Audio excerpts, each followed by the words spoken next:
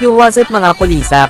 Kasama ko ang aking may darling aswang at ang aking utol na si Tomsky na sobrang stress na sa kanyang buhay kaya sakto ang paglilibang at paggagala dito sa mall para ma-refresh ang aming mga utak na nilamon na ng sistema. Kasama din ang aking dalawang anak na pasaway si Marky Daipis at Anthony Supot. Tuwang-tuwa sila sa pagbaril ng mga kamukha nilang Janitor Fish at Chokoy. Gigil na gigil ang impacto. Please insert point na ang nakasulat wala ng bala panay pa rin ang dut-dut pasaway talaga tong Marky Daipis na ito.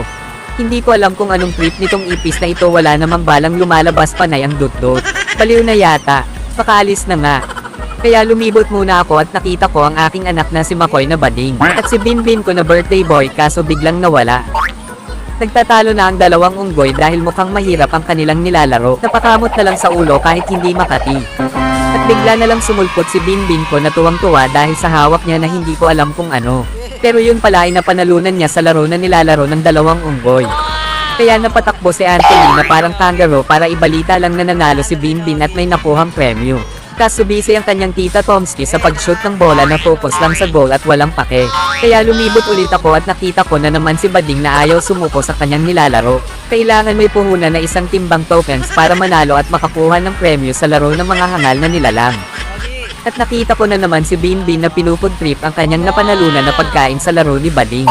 Napansin ko na nawawala ang aking may darling aswang kaya agad ko itong hinanap. At nakita ko ito sa kabilang ibayo na busy din sa paglalaro akala ko naligaw na ang yawa. Sayang hindi pa natuluyan.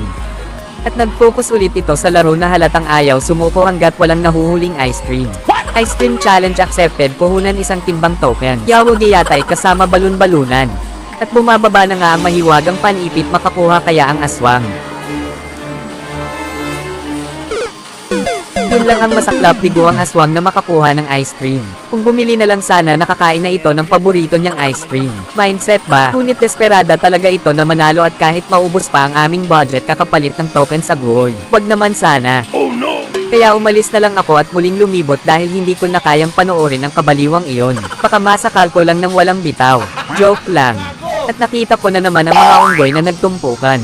Puro balibag tae pasintabi. Batak na batak si Tomsky mukhang balak din sumali sa parating na FIBA World Cup. Kaso mukhang gumana na naman ang mahiwagang balat niya sa puwet ayaw ma-shoot ng mga bola dapat mag-request ilapit pa ang ring at itutok sa mukha niya. Nagtulong-tulong na ang mga unggoy para makapuntos bago pa mag-time limit dahil kailangan makakuha ng mga tickets na iniipon para ipapalit sa mga item na naka-display. Ilang seconds na lang ang natitira kaya dapat makashoot dagdag puntos ilabas na 100% ng galing bago pa mahuli ang lahat.